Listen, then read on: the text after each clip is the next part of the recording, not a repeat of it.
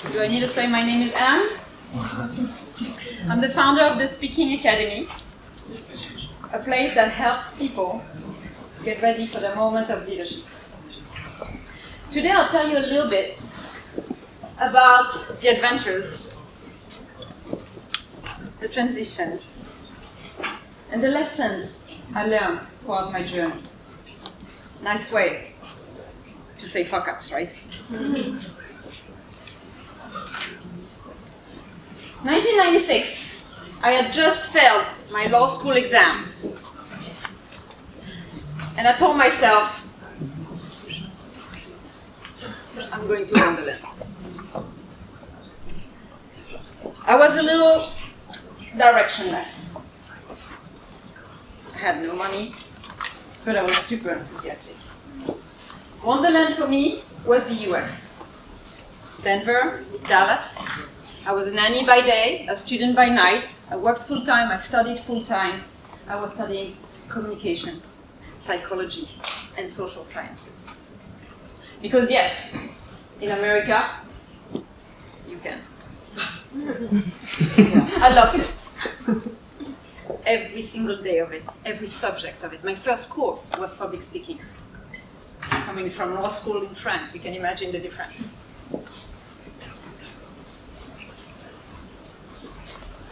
Then in 2001, I graduated from the University of Texas in Dallas in communication, psychology, and social sciences.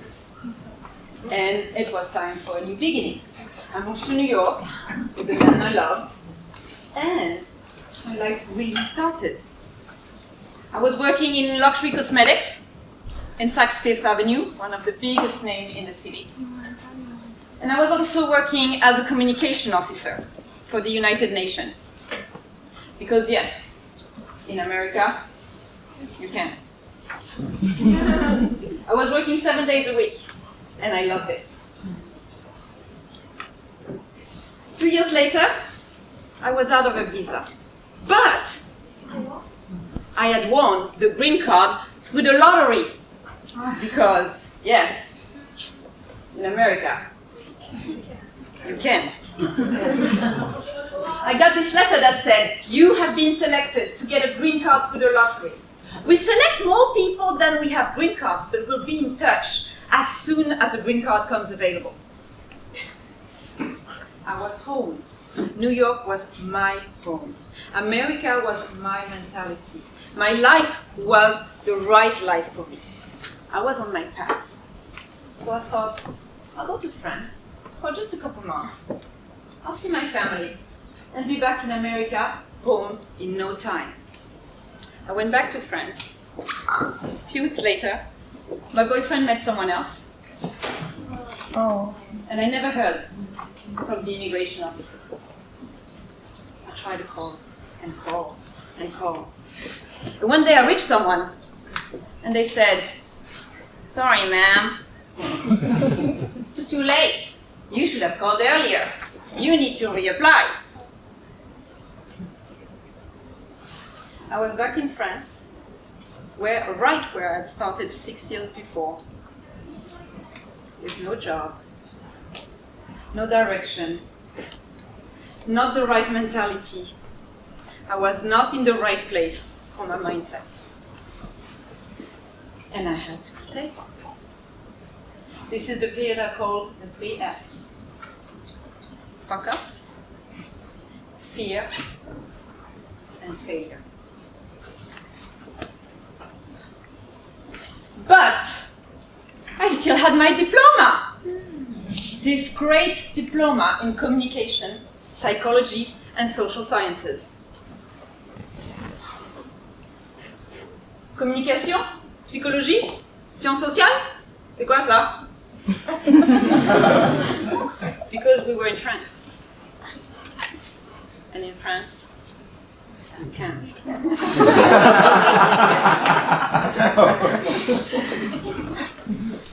It was not an easy period. And it was not a lesson learned yet.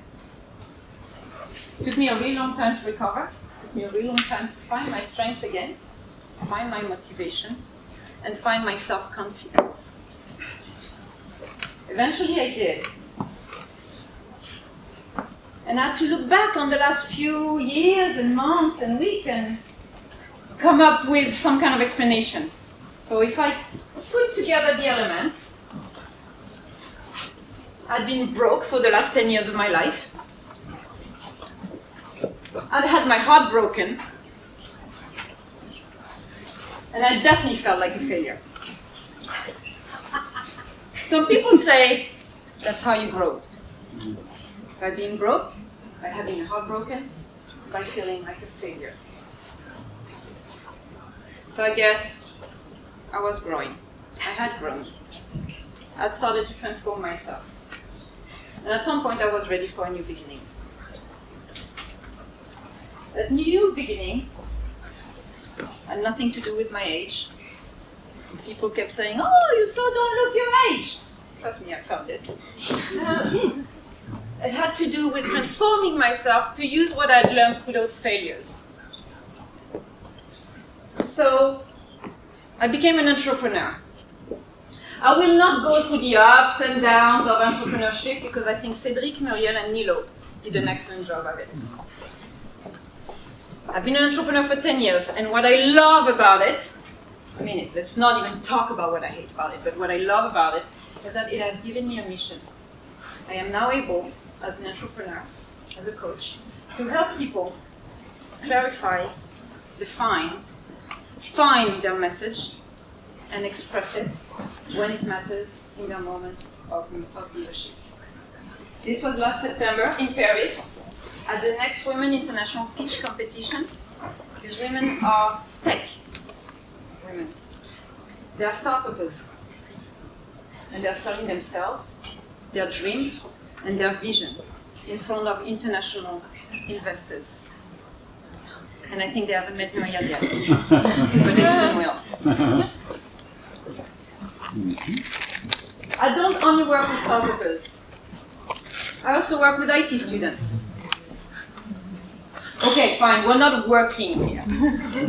But trust me, we've worked a lot before that. I spent hours talking to them about the TOEIC. And the answer in code.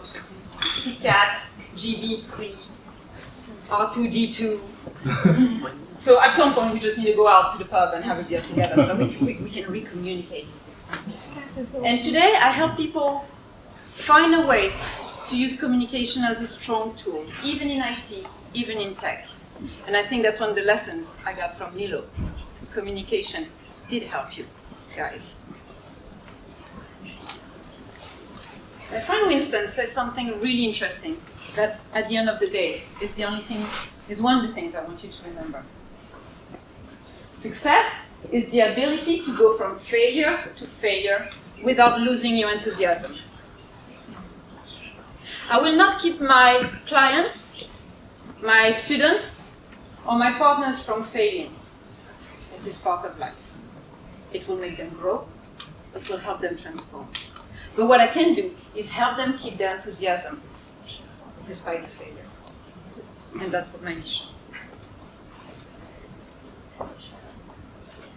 And if I really look back on the last 20 years, I think there's one thing I learned that I want to share with you today.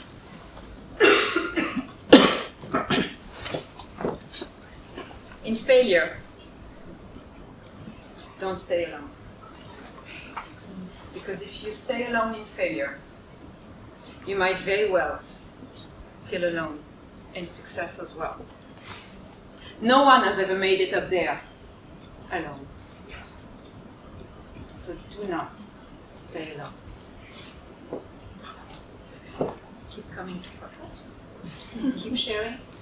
Keep cool with yourself. And never, ever lose.